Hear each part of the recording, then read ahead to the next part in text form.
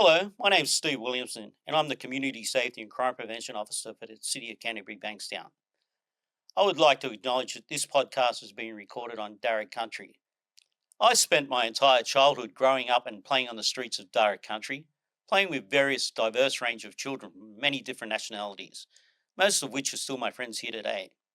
I would personally like to acknowledge all First Nation people of this wonderful land on which we meet, and recognise their strength, resilience, and capacity to have endured.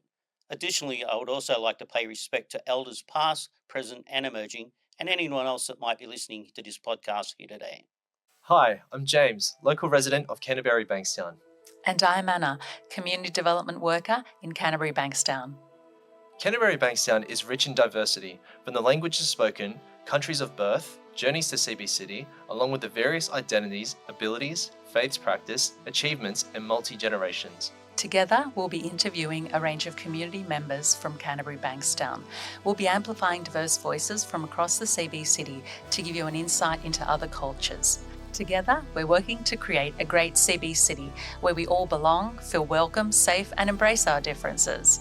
This is Voices of CBCity.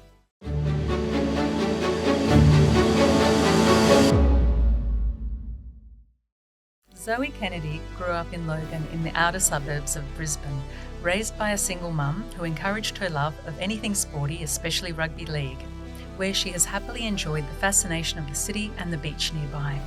Zoe brings over 25 years' experience leading conversations around social justice and belonging, and passionately believes in the power of lived experience, leading cultural change.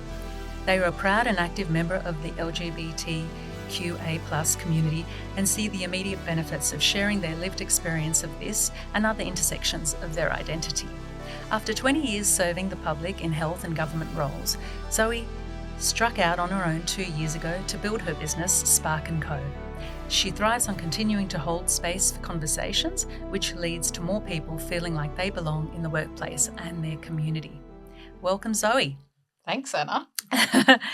So, Zoe, you have been tasked with a huge role, and that is to consult for the Social Cohesion Project, and more specifically, putting together or feeding into the Social Justice Charter for Canterbury-Bankstown. Mm-hmm. Now, considering that Canterbury-Bankstown is a city of over 370,000 people, this is a big thing. It is. Yeah. No pressure. Now, I have worked in Canterbury-Bankstown for many years, and I was born and bred in Canterbury-Bankstown, actually, when I think about it. And co-host here, James, he was born in? Born and raised, yeah. Since I was, born down here at Canterbury-Bankstown Hospital. Yeah, and lived here all my life till June this year. Yeah. But I'm still here every single week. Yeah. But Zoe, you have the fortune of looking at our city of Canterbury-Bankstown as an independent person, as a person that was born and bred outside the area, that has worked in the area, I guess, some of that time. We can look into your career a bit later, but you grew up in Logan. Yes. Which is in Brisbane, but in the state of Queensland. So correct.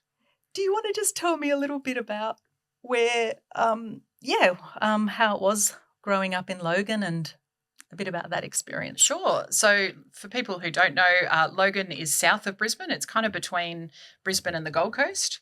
And it is known as a very low socio-economic area, and is often kind of left out of big conversations about community and things like that. What I found growing up there was it was actually an incredible place to grow up.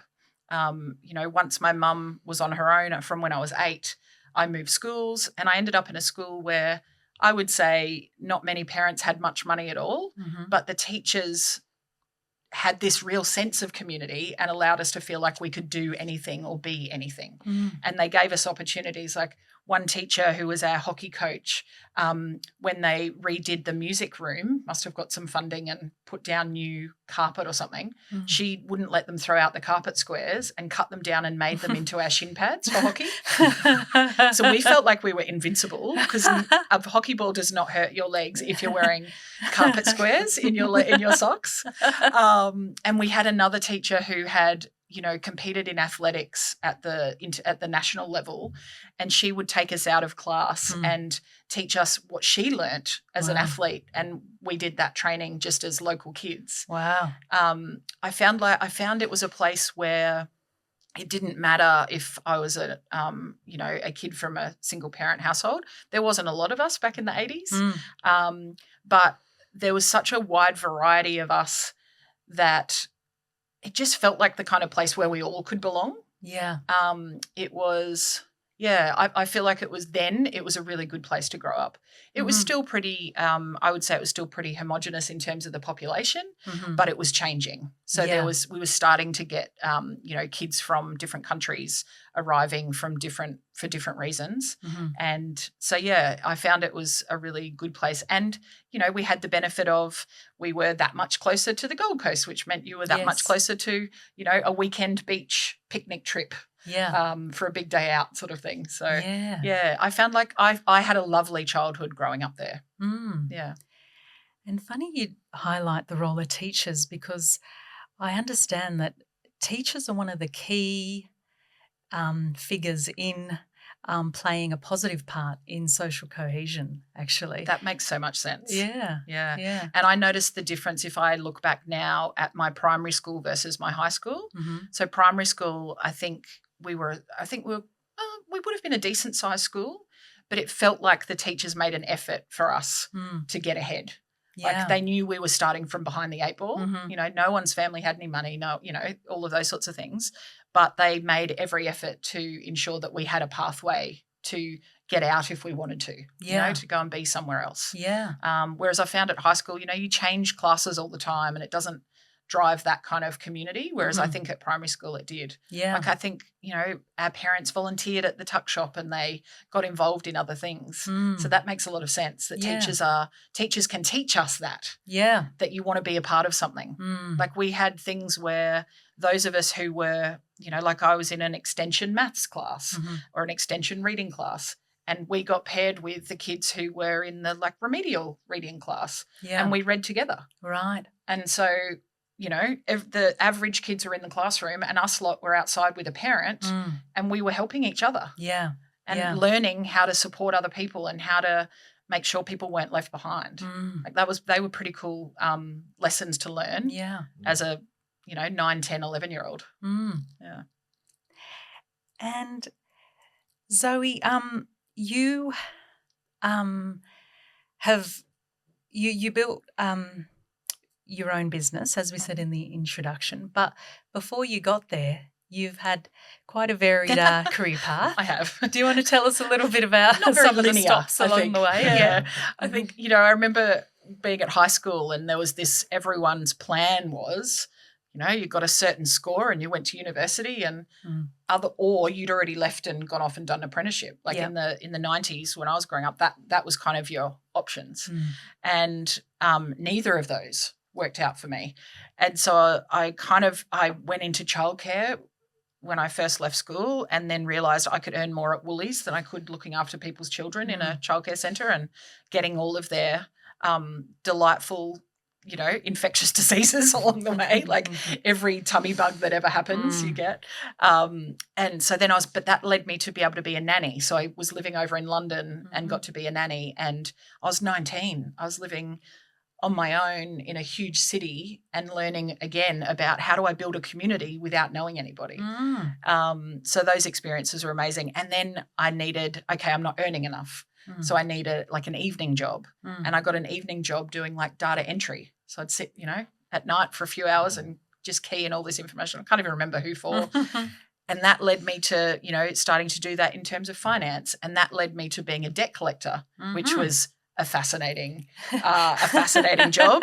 The most interesting job I did as a debt collector was in the child support agency. And, I think I ended up in the sort of top end where people really weren't paying their child support, and I was a kid who grew up with a single mum whose dad didn't probably pay as much as they could have. So I was angry and ready to help other kids get what they needed to go through school, Yeah. Wow. And then I, worked in a big hospital, and then I got involved in trade unions, and that taught me a whole lot separate to being what I was learning at work. Yeah. And then I came into New South Wales government, and I worked in the environment portfolio. I established and ran, excuse me, a pride network for the whole of New South Wales government, which is like the biggest employer in the Southern Hemisphere. Wow. And kind of realised that I wanted to do that stuff full time, and that opportunity was ending. So I thought I'll try do it on my own. Yeah. So that was it's a very brief version of 30 years of work. Overview of it. It sounds like a lot of it's been built off opportunities for you, because I'm sure when you finished school you weren't set in stone exactly what interests you or what laid ahead, right? But Nope. From going to London, being by yourself, which is definitely not an easy task for anyone that's had to move interstate or countries, let alone in Australia. But I suppose for anyone that's sort of still trying to work it out, would you say that it's through these different experiences and a variety of environments as well that you sort of learnt a bit about your values, what's important to you? Correct. What I was good at, and that was all about seeing opportunities and having the freedom and flexibility to go for it. I had friends who were very locked in. I've gone to university, I've studied this thing, I have to do this kind of work now, and I'm going to work from the bottom to the top. And that frightened the heck out of me to have this thing laid out in front where there was no freedom for things to happen. What if I miss something great over here? Yeah. Like I'm a big, I get a lot of FOMO, like fear of missing out is a big thing in my life. I push away routine even though I know it's really good for me, because what if I miss something exciting, So for me, I would love to go and speak to kids and say, you don't have to know. And in fact, starting out in something because there's something about it that you love. Like I love kids. So for me, it was easy to go into childcare. I thought I would end up a primary school PE teacher because I learnt so much from mine, but I never got there because, I travelled and, I went back to Europe and lived another 3 years, and my family were over there, but they weren't where I was living. I got to forge on my own, and it was the best experience. That was kind of like my university, going and living overseas. It is a little bit like university, but with, proper life skills and in the field. The school of life, the school my of dad life. said. Yeah. That's beautifully well said. Yeah. And those opportunities, like that was the most exciting thing about being employed for me, was working for someone who recognised that you were ready or they would support you to develop in a place where they could put an opportunity in front of you and you would really succeed. Like those kind of leaders I've been very lucky to have a couple of them. So they make a big difference. Yep. So in those government roles that you had, and then looking at establishing a network, there was LGBTQ network, but then was there other networks that you got involved in? Yeah, I was heavily involved in women's, gender equity and women's network. We had one in the department I was in, and it's still going, and it's been going since the 70s. And it is, it's amazing. They brought in new anti-discrimination legislation in the late 70s in New South Wales, and every New South Wales agency at the time had to have one of these. They're called the Spokeswomen's Network. It was compulsory, and that was all about equal opportunity and trying to bring more women into the workforce, because they had just let go of the fact that women had to quit after they got married. That's what the old rules used to be in government, right? So they were trying to shift the workforce, and so we still had this one that still exists all the way through from the 70s. I believe it's the only one left, and it gave me an opportunity to be in front of executive teams. I got to meet and advocate for women's issues in front of senior leaders, and I learned how to build community from those kind of experiences. Yeah. And having been a very passionate trade unionist as a young person, that all of those lessons helped me learn how to build community as well. Yeah. And that's all social cohesion. Yeah. I'm also feeling, though, that maybe those early days back in Logan Yep. with Mum, Yes, that may have shaped, absolutely. the path Absolutely. ahead. Shaped who I am. Mm. Absolutely, no doubt. Mm. Like I was always the one sticking up for other people. Mhm. Yeah. And wanting other people to do that with me. Mm. You know, like, oh, well, if we don't think something should happen, let's get together and try and change it. Mm. Like I'm a rule follower, Mm. but if I don't like the rule, I'll bring together some people and we'll work to change the rule. Like that was always my my way of working. But what do you think it is, Zoe? Because it's like, same, like you have siblings, same family, under the same roof, same parenting, different people. So there would have been people living in Logan at the time, right next to you, probably mates of yours that Yep. may have had no interest in No. changing things or, tipping the barrel cart, whatever the Yeah. term is. Yeah. Interesting. Yeah. And even to the sibling, like I'm an only child, so I don't have that kind of, in my household experience to compare. But I also think being an only child and having a single mum led me to understand that we were going to have to push harder for some things. So, and you're right, there was kids around me who, didn't care or were caught up in their own stuff or whatever. And I think the other thing I learned was that was okay. I would say that lesson I've had to learn that a few times. When you get really, I shouldn't say when I get really passionate about something, I can become very bull at a gate and, nothing else matters. So having to learn that lesson a few times to say, okay, if I want to bring more people along on this journey of whatever it is, then I have to appeal to different types of people. Yeah. And if everyone doesn't agree with me, when I was in, my 20s and less, I'd be like, well, why wouldn't they agree with me? I'm right. Like they're just silly. That was my original. And, I might have matured a little bit into my now mid-40s, understanding that if I want to bring more people along, I'm going to have to shift my message sometimes. Yeah. Yeah. Yeah. So this is all sounding very much like you are very qualified to focus on a project like the Social Cohesion Project and informing the Social Justice Charter with your community engagement. So I'd like to hear a bit more about, social justice and what it means for you and looking to Canterbury-Bankstown as far as, putting together a social justice charter. I think I felt so lucky being able to be involved in this kind of work. It felt like the coming together of all of my experiences and skills. So I do lots of different projects that are really interesting, and sometimes I get them and I go, oh, this is just the perfect intersection of my experience, my knowledge, my skills. So that's what this felt like. So it was really exciting. For me, social justice, I think the what we've learned from the community and the principles that have been brought through here that are being proposed really explain social justice for me. So for me, it's about access and inclusion. It's about equity. So people need equitable access to opportunities. If we're behind the eight ball for whatever reason, then the system should be ready to put an extra step in place to allow us to get that same outcome. I think being able to think about it in terms of our human rights. So when you look at social justice at a kind of United Nations level, it's really caught up around human rights. So the idea of people being able to live free to be themselves, free to be equal, free to live a safe and valued life, I think is really important. And then the final one we talked about, which was really beautiful, I thought, from Canterbury-Bankstown community's point of view, was empowerment.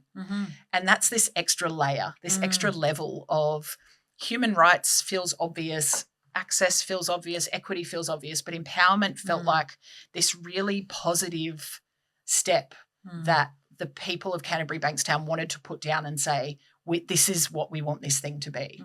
And that made so much sense for me. Right. Like if I think about social justice and how I want to experience it, I want people to feel empowered to take action or empowered to, tell people what they need to have equal access. And I think empowerment can be, when we think about it more broadly, applying it to social justice is kind of the perfect fit, actually, because it allows people to really feel valued. Yeah. Do you think autonomy has an element in it as well? Because you talk Agreed. about empowerment as well, but like the importance of allowing others to make the choices for themselves as well. Correct. Exactly. And I think that's feeling empowered allows you to make the choices that work for you. It's not a descriptive set of choices. It is, what do you need to live your best life in this place? Because Canterbury-Bankstown is your home.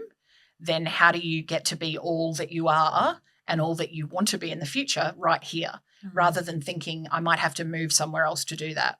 You know, are these opportunities here for me? Yeah. So I think autonomy comes into it a lot.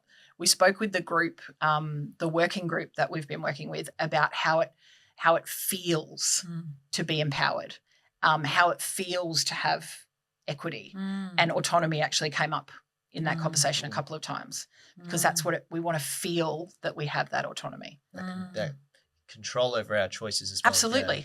Control of our own destiny. Yeah. But we need the system to be ready to allow us to do that. And that's why a charter is so important to a community, to a local government area, to state and federal governments, like these concepts, because the system is not set up currently to allow equitable access for everyone.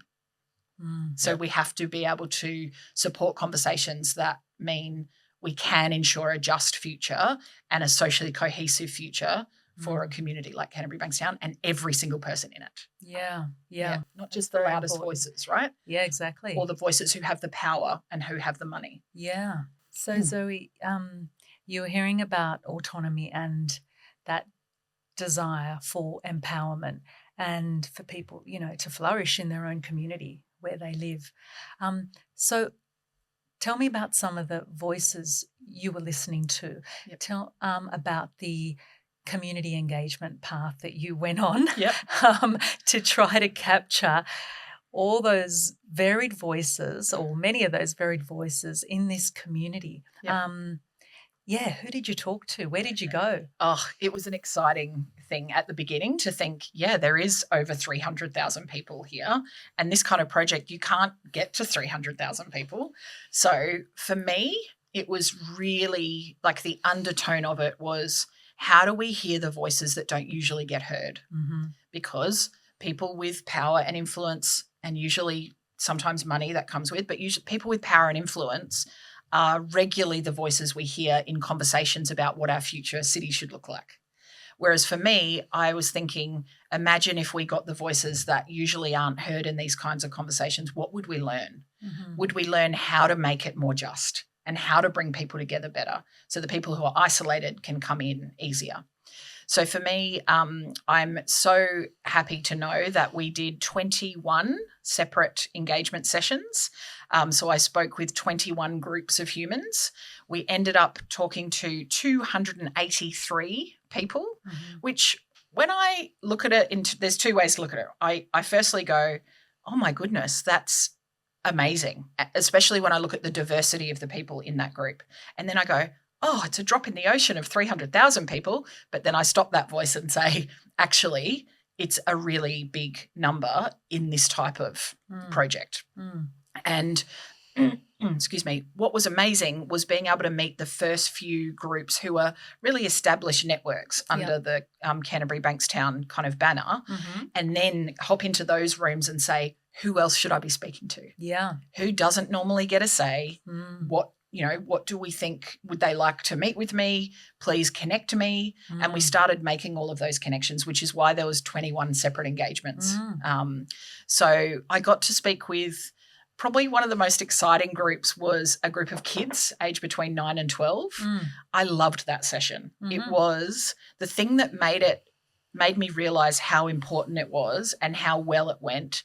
Was one of the kids who had been very shy when they first arrived and they weren't sure whether they wanted to stay. At the end, their mum came to get them and they came running back in. They said, oh, Zoe, I wanted to say goodbye. Okay, bye. It was really nice to meet you. And they turn around and they're like, when's the next one? I have to tell mum. Like, I can't miss it. I was like, oh, I'm really sorry, mate. Like, we don't have another one set up. okay, I said, but keep an eye out because maybe something will happen that you could get involved in again. And these kids were just so excited to have a say. They talked about, why don't we have a kids' parliament? Why don't we have a kids' council? It's like, this is such a great idea. Why don't we have a kids' council? You know, that there's a kid next to each councillor around the table a couple of times a year. The ideas that these kids were bringing are like the purest ideas of social cohesion. Like, don't be mean to people. You know, they specifically called out a lot people with disability and how we have to help each other, and we don't have to be they talked about like their teachers' bias. Yes. I didn't know the word bias when I was 12 or less, you know. And their teacher, you know, didn't look after the kid with a disability as well as they could have. And, you know, we think we should help them.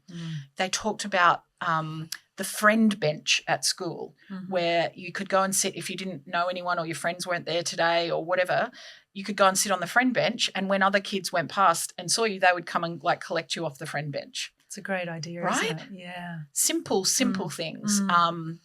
You know, they talked about people just want to be treated the same, you know, and we talk about equity and we know that means different things for different people. It's not same, but they spoke about this pure intention of not caring about what a kid looked like or talked like or who their parents were.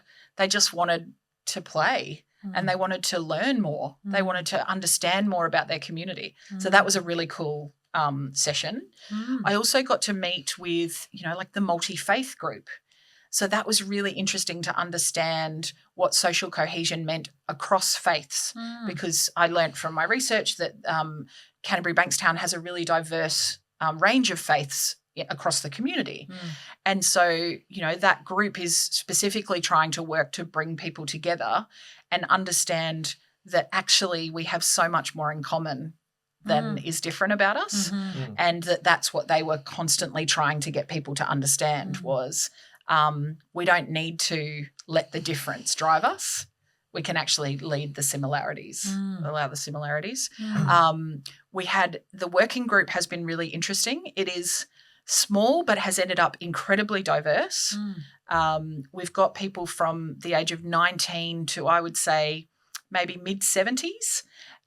We've got people who all kinds of cultural diversity in that room. We've got people with disability. We've got a student. We've got a retiree. We've got a First Nations person. It just was a wonderful mix. And that group were able to help us bring everything we'd heard through into what would be the document. And I can't forget to say that the most amazing thing that came out of the collection of workshops was the absolute pride people felt being from Canterbury-Bankstown. So even people who spoke to us about having been excluded in some way for some part of their identity or who they were or what they believed in, they still felt very proud of the place.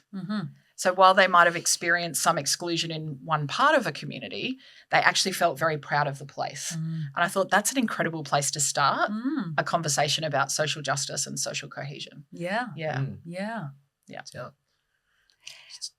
It's 283 people. Yeah. Really? Yeah. I'm just thinking back on that now because I work with people that are, you know, over the age of 50 and I'm only 23. Yep. And from my experience, when you speak with so many different people, Yep. it really gives you a perspective, I suppose, from the other generations and Correct. different backgrounds as well. So I suppose from your experience with, you know, speaking with 283 Yep. different people, Yep. what do you think the importance of like listening is in when we foster connections between people, especially of different backgrounds Yep. and cultures, religions and orientations as well? Yeah. I think listening is the key. Like for me, I was so excited to get an invite to be part of the podcast because the idea of the podcast and the idea of people telling their stories and others being able to listen without judgment, just I'm listening to someone's story, it allows us to connect because there might be 10 things different about us. If we find something the same, then we can connect. And the same for people living in a particular community, whether it's Canterbury-Bankstown or anywhere in the world, the thing we have in common is the place. And if we're proud of the place, then, and that common thread of pride was through every age, from the 9-year-olds through to the elders of the community that I met. And you're right, like what was also interesting was people of different generations were very cognizant of the differences between the generations and wanting to bridge them. Yeah. And actually, like I've seen in other projects that I've done over the years, bringing together really significantly different generations is very powerful. Like, I don't know if you've watched, there's a show on the ABC about, what is it, nursing home for 4-year-olds or preschool for elders. You know, it's one of those kind of things. And they brought together a whole group of people who live in a nursing home, and they brought a whole lot of 4-year-olds in and ran like a 6-week session. They then did it with teenagers as well, old people's home for teenagers or 4-year-olds. And that shows you so clearly that age, actually, the differences whittle away very quickly, because what comes together is the things that they have in common. Like, you start to see these friendships form because people, you know, 2 people really like a particular type of music, or 2 people really like doing a particular type of art or going to a particular place.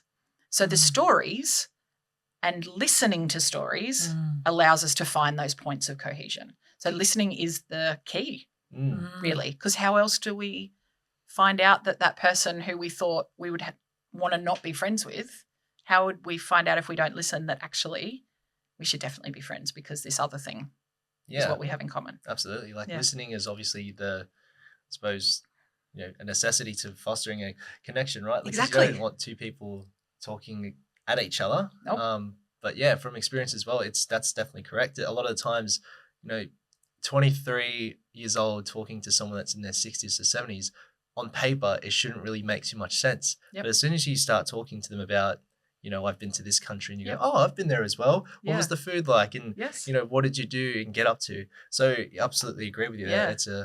And even that connection of what was it like in the different times we went. Yeah. Like, if someone who's 70 went to a country you've been to 5, you know, you might have gone last year and they went 40 years ago, what did you get to experience it? That's really cool to understand. Yeah. Like, you want to listen to that. That's right. Yeah.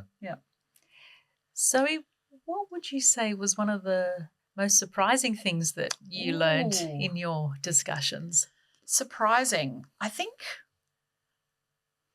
I was surprised that there was a real sense. So the kinds of things that I talked to people about was, you know, what is your understanding of these concepts when we talked about the principles?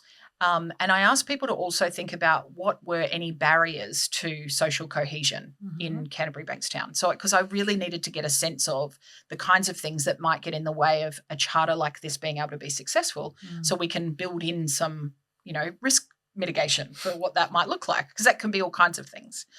And probably what I was surprised about was through how many different groups a thread came through about fear for particularly young LGBTIQA plus people. Okay. So I wasn't surprised to hear that from a group that might represent that community, whether it be young LGBT people or young people. I wasn't surprised there.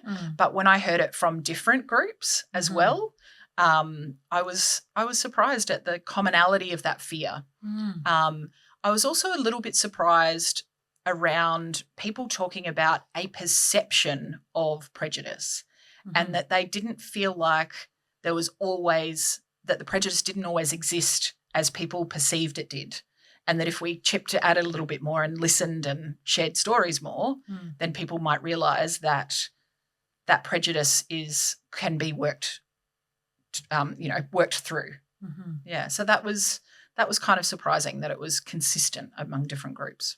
Yeah, which to me kind of indicates that there's a whole lot of people out there that are allies of the LGBT community and that are advocating for that community, because they may not have such a strong voice in this community. Exactly. There are lots of voices in this community. There's lots of identities, but that may not be a more prominent voice here. Exactly. And I think the other thing that kind of surprised me was around people with disability, like whether there's we talked about sort of really formal ways for people to get involved.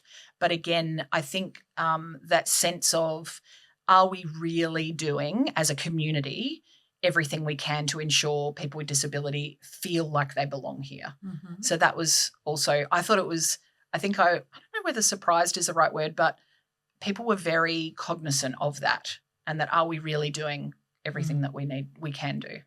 Yeah. Yeah. Yep.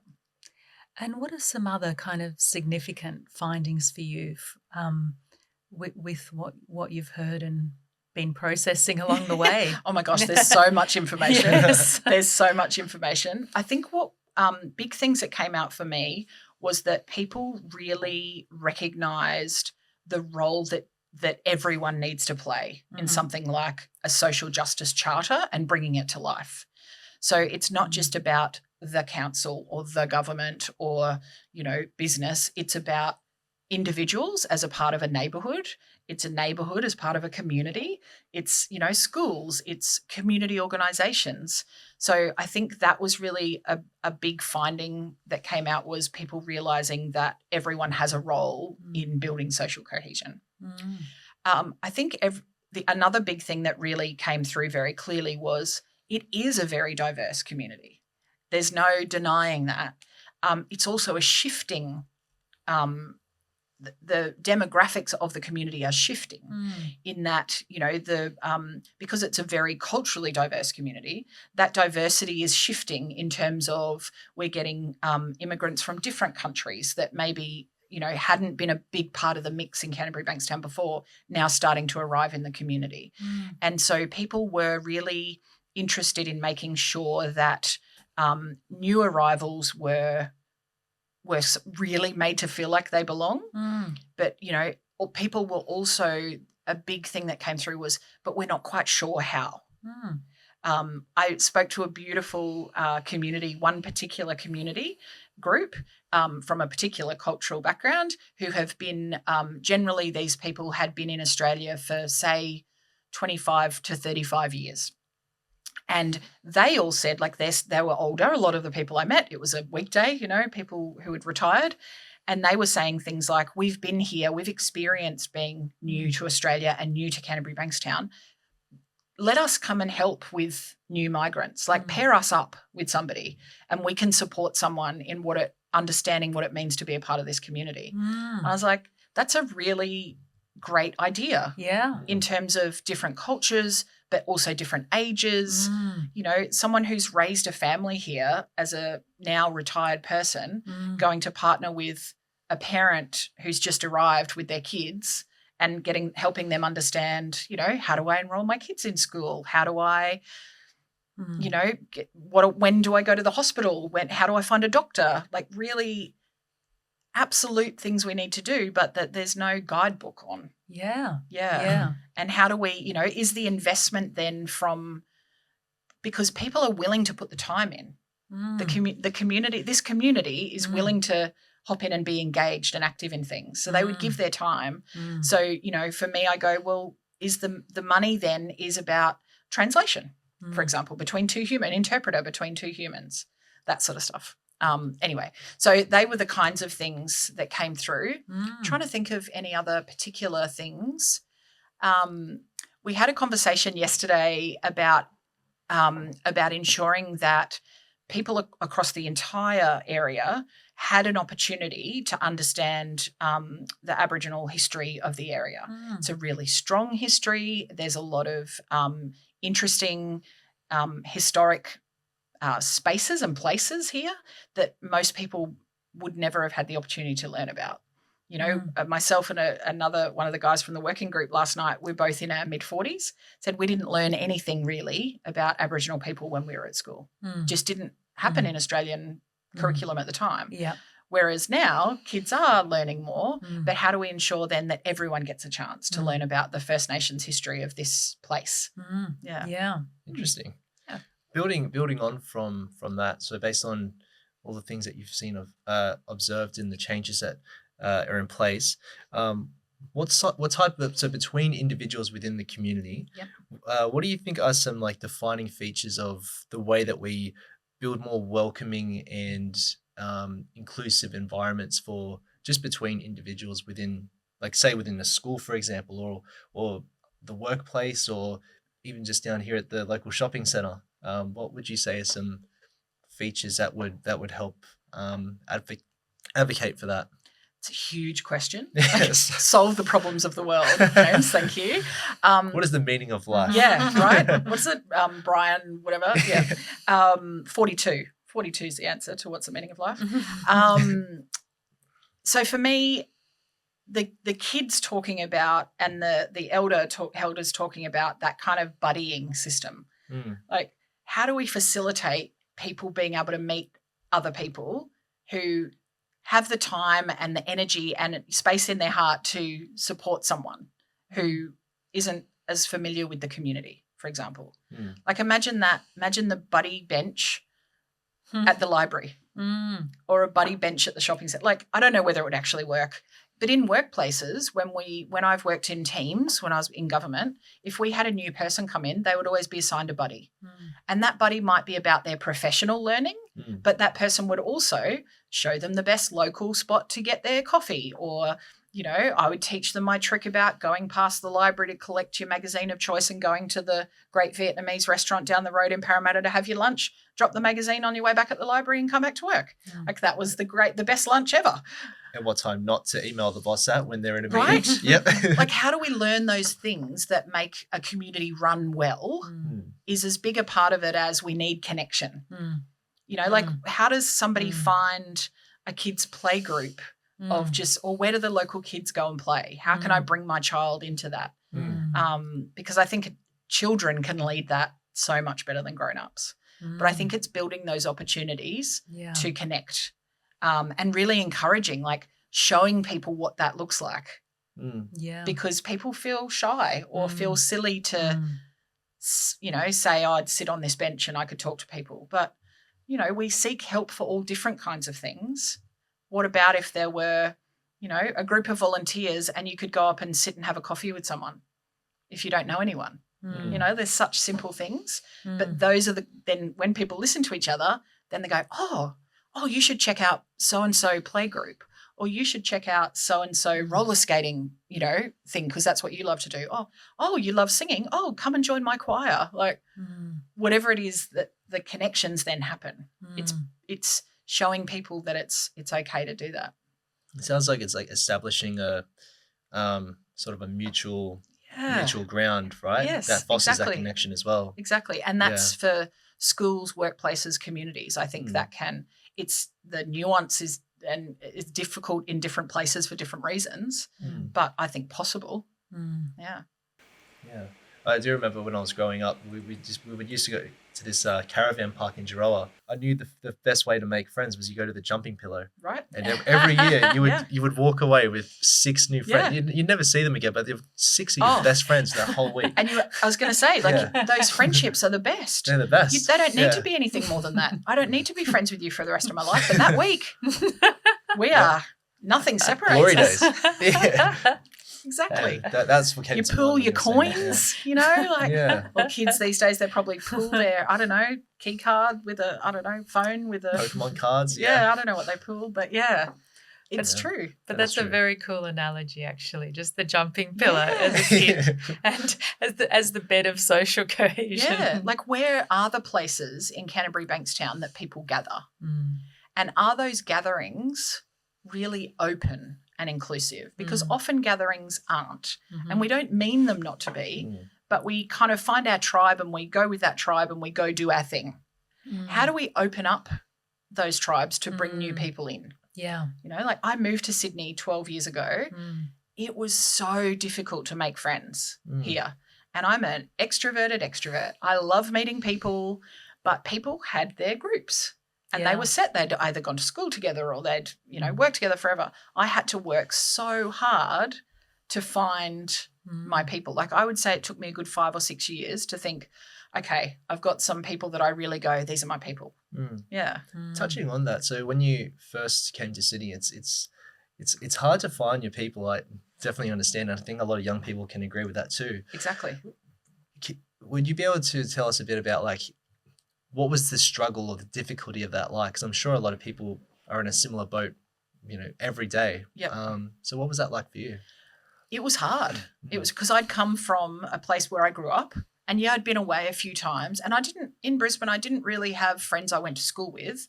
They were people I'd met kind of in my late teens when I got involved in things that meant a lot to me, and that's how we all connected. And I'm still friends with them now. So people I played footy with, or I was in the union with, or whatever. So for me, when I came here, I was like, okay, I have to go and join something, because if we have something in common, that's always a good start. But what I learned from that is that doesn't automatically mean you're going to be best mates, because there's so many other things that come into play. So I found it really challenging, really, really challenging. And for someone like me who requires external sort of connection for my energy, like that's how I keep going, that was a really hard time. Like I had times of depression during then, going up, I don't feel like I have anything of what I left back home in Brisbane. So for a while I was going back a lot, always plugging back into the energy back there. But what that meant was it didn't allow me to really have enough energy to be here. So I think for me, what I'd say to people is, looking for the spaces where the things in common is a good start. If people are working, that was a place I've ended up finding really good friends, because you spend a lot of time together. So you kind of get to know who your tribe is in your workplace. But because in my workplace, I was then also involved in the women's network, the disability network, and the Pride network, that meant I found people that were another layer of things in common. So, I look at a friend who lives in the local area, and, she's become involved in the P&C at her school. And that's allowed her to meet other parents, and like her kids now have this whole other group of friends because the P&C parents connect and meet outside of school time.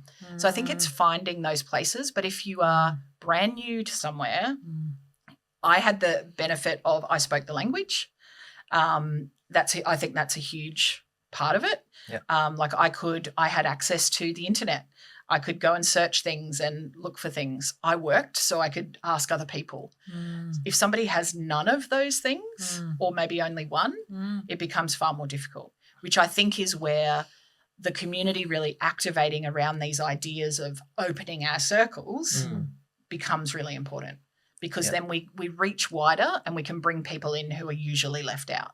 Yeah, it's interesting you say that, because often when you say like meeting new people, join an activity or like joining a sport or club, I was just thinking about that, because it's never as simple as just joining a new club. Because you say for example, I'm a martial artist, you could go to a new gym, but end of the day, if you don't connect with the people, Correct. Even though you do the same thing, it's still not quite the same. So, exactly. Yeah. And even moving to a new place, even so for me, moving states, but if someone's moving countries with language, imagine trying to find a new GP, trying to find, this sounds silly, trying to find a hairdresser, right? It sounds like for some of us, this is important things. It's the underground of it's how you feel like you then are a part of that place. Yeah. I know where, I found my little bakery, which does the best fresh bread, which happens to be next to the fish and chip shop. So if you're home on a Friday, you get like chip buddies. How do you know that if you don't have the chance to really get to explore your community? So for young men as well, like if you have a terrible barber, that's the next 2 weeks you'll be running away for a bit. Definitely that is quite unspoken. And James, when you say that as well, I think the difference as well for a lot of young men particularly is the perception of what it means to be a man and be masculine and masculinity, and whether can I just go into a new group and say I'll walk into a group and sort of joke and say, I want to be friends with people, and people can kind of laugh that off because I'm a woman or a girl. But I think for men to do that is a really different thing. Women talk a lot more about things around our mental health and stuff like that. And I know, for example, that that's far more difficult generally for a lot of men to do. Yeah. So how do we find those kind of communities where we actually can be open about things that we're experiencing, or maybe we're caring for someone in our family because they're experiencing it? Yeah, it's interesting you touch on that actually, because especially for a lot of young men as well, it's never as simple as as, like you said, just joining those new groups, because the masculine norm is, being comfortable with your own environment. Exactly. But then in doing that, you also create isolation, and when you're isolated, it's challenging. So Exactly. I'm very glad you brought that up. Yeah. Yeah. And, you're talking about like joining a sports group. What if you come from, you come from a country where you're really good at this sport, but you play it really differently to someone in Australia? I just watched this beautiful documentary about it's actually the gay men's rugby team in Sydney, and they're called the Sydney Convicts. And a guy from Japan, incredible rugby player, really, did really well in rugby in Japan, wanted to move to Australia because he couldn't come out as gay in Japan and be feel like he could live authentically. So came to Australia, found the Sydney Convicts, which is a gay rugby club, and he was a prop. So like in Australia, front rower props in rugby are massive, right? They're my size and twice as more sort of thing. Like they're built like bricks. Yeah. Anyway, and so in that team, that was his position, as he came in being that position, but everyone around him's going, oh, but in Australia, you look like a back rower, not a front rower because of your body shape. But what he was able to prove was that doesn't matter. I'm really good at this position. I know how to play it and I can play it. Yeah. Just let me do it even though I look different. So, imagine sort of coming from another country and being good at something, but maybe it's different to how it's good at here. And not being accepted. Yeah.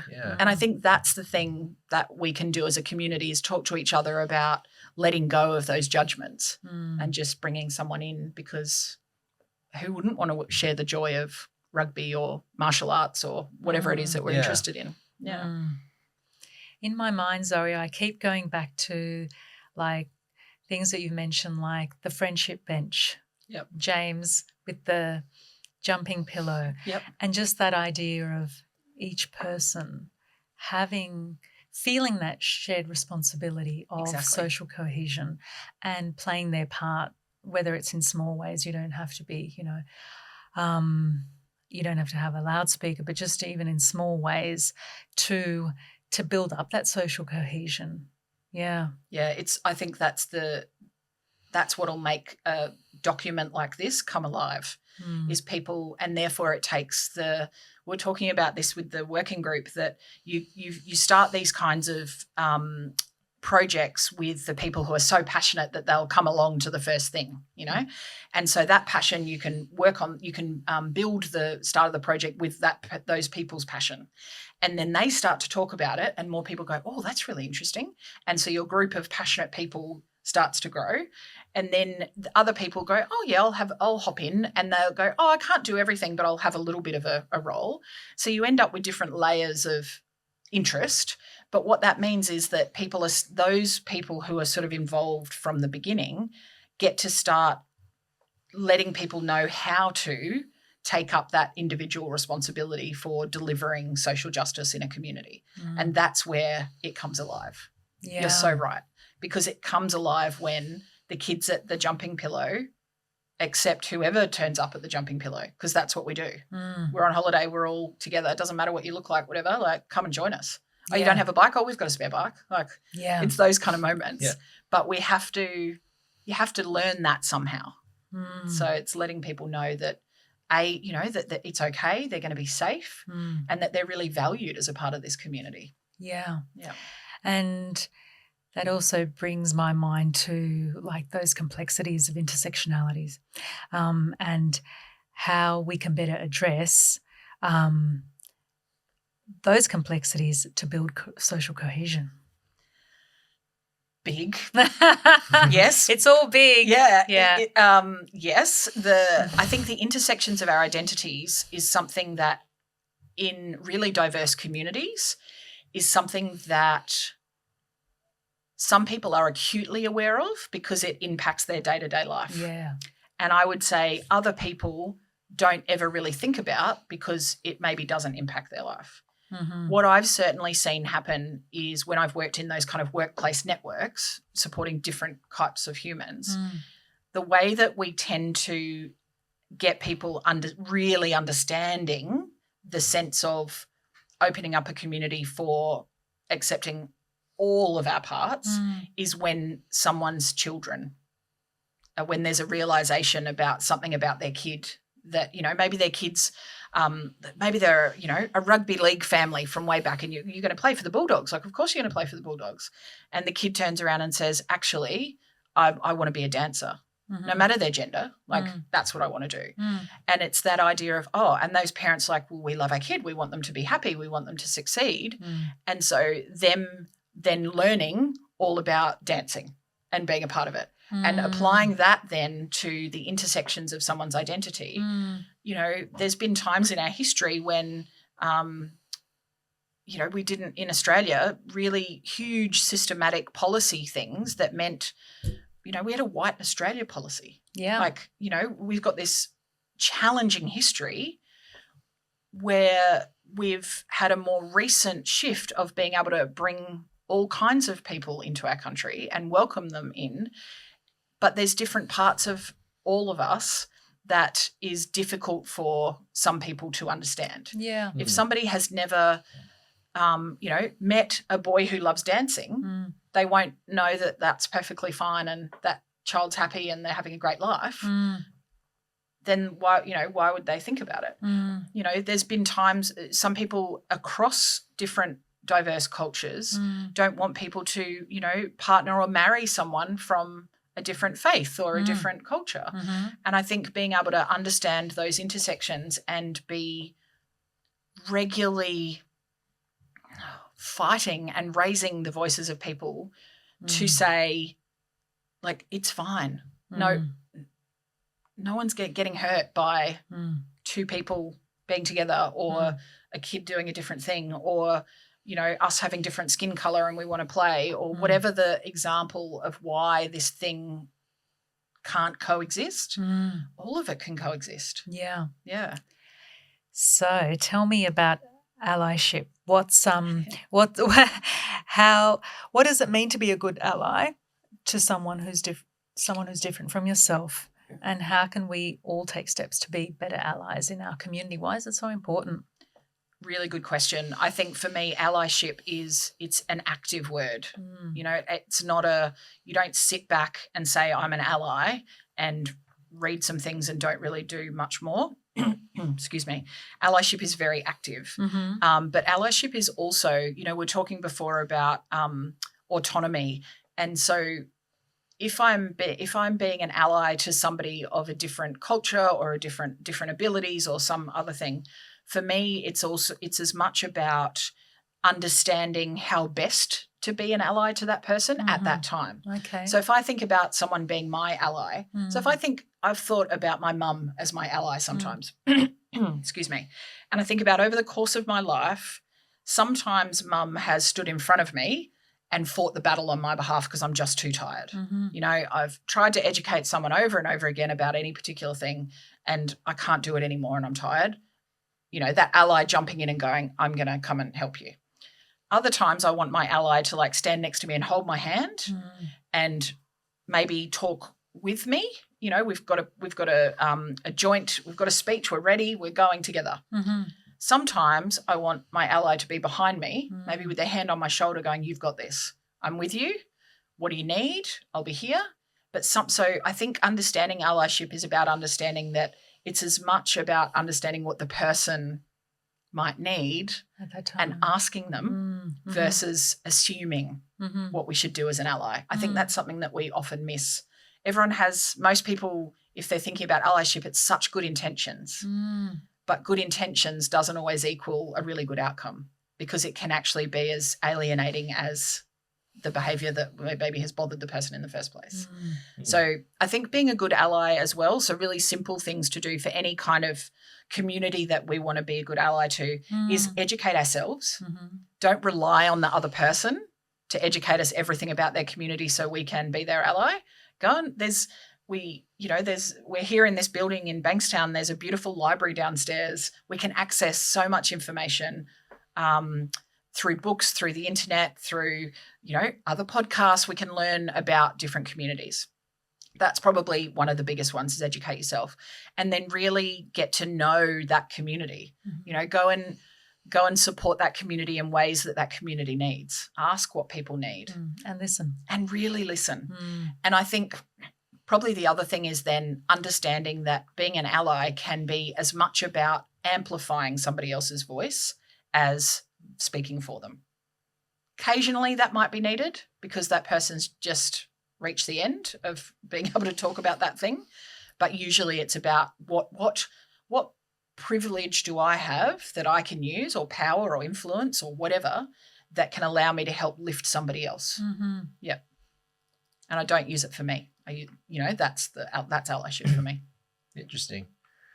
Let's tie that all together now. So lots of if the food for thought was a literal term, I'd be full till tomorrow. Let's tie that all together. So let's envision the perfect CBCity environment. There's the meme with the flying cars and all that sort of thing. But let's envision the perfect CBCity with a truly inclusive environment. What is the significance of something like that to you as you imagine it? And what are, I suppose, some of the first steps that we can take to living up to that sort of vision? Okay. The ideal CBCity, the ideal any city, is that anyone in that city feels safe, feels valued, and feels like they can belong. Yeah. Like if everyone gets a chance to feel those things, then we're living in a truly great and inclusive place. And first steps was the next part of the question. Yes, First steps. Whew. Okay, first steps to that. I think opening these conversations is a huge step. Finding ways to ensure that this charter does come to life. I think there's some really great ideas that have come out of all of the consultations that are not hard or expensive to put into place, and that can be then talked about, and it's about gaining momentum in these kinds of conversations. I think first steps are raising awareness of our biases. And it's actually about bringing people together. So creating opportunities that are not about one community or another, or one section of a community or another. Where are the opportunities for everyone, all different kinds of people, and being bringing, you should come to this, and bringing everyone and having some opportunity for people to listen to each other. Like, I think those kinds of things are a really strong first step. Big leaps and bounds towards the perfect community, and not just CBCity, but I suppose anywhere in the world, any country, any city, but absolutely. Exactly. Those opportunities to hear each other and connect means that we want to stand next to somebody else and do the next step. Like, what is the next step? Okay, maybe we're learning who's struggling in our city, and what can we do to support them? How can we help them raise their voice? Yeah. Thank you, Zoe. Thank you very much for your time. I was actually about to put my pen down to clap, and then I realised that's not what we do in a podcast. Thank you. We can clap like in Auslan. We can clap. Yeah. Yes. Thanks very much for your time. Thank you so much. Thank you both. I think you created a really lovely, safe environment for people to have a conversation. So I can't wait to hear the rest. And I can't believe that the time has gone so quickly. So yeah, thank you for having me. Thank you. Thank you. To check out more episodes of Voices of CBCity, more information, or our disclaimers, check out our website, cb.city/Voices of CBCity.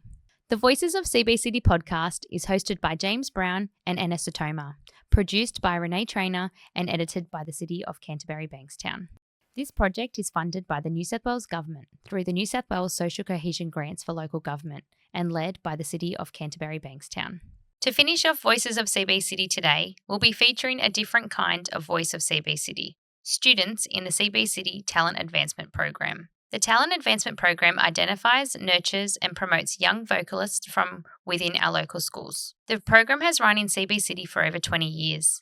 Students in the program take part in a series of workshops where experienced coaches and mentors help them develop and strengthen their stage abilities, performance and vocal techniques. The program also provides the opportunity for vocalists to perform at a range of festivals and events, giving them the much-needed confidence to advance in the world of performing arts. Please enjoy Set Fire to the Rain by Isla Casey. Doing a beautiful song called Set Fire to the Rain. Big round of applause for Isla Casey.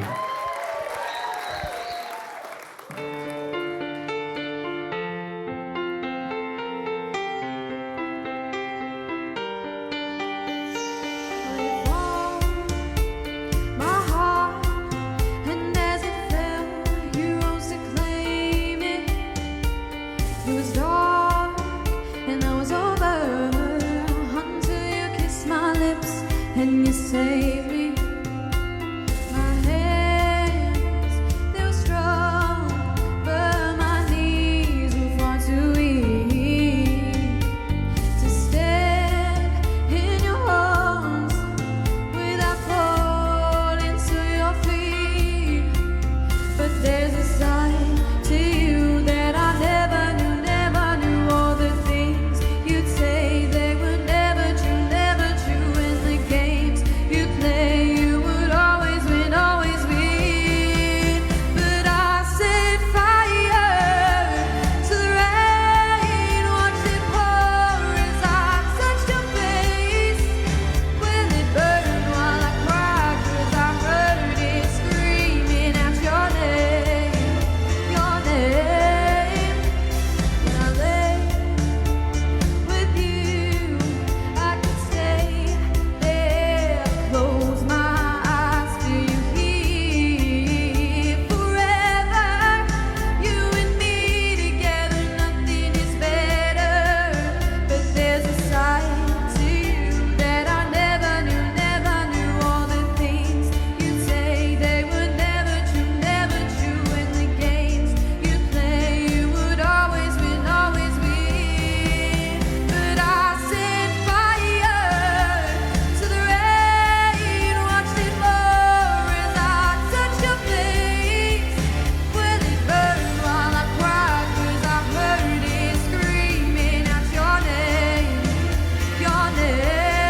I set fire to the rain, and I threw us into the flame. Will it burn while I cried, 'cause I knew that was the last time. Sometimes I'll wake up by the door. That heart you called must be waiting for you. Even now when we're already over, I can't help myself from looking for you. I set fire to the rain, watched it pour as I touched your face. Will it burn while I cried, 'cause I heard it screaming out your name. I set fire to the rain, and I threw us into the flame. Will it burn while I cried, 'cause I knew that was the last time.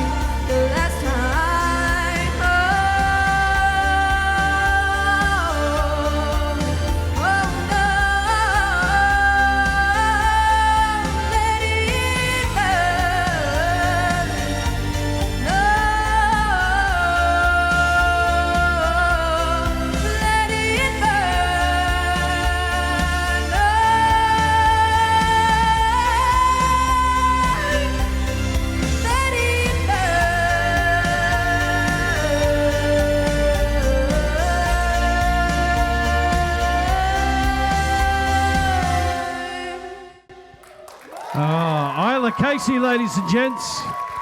Wow, first year here on tap. She's only 13 years old. Fantastic rendition of Adele.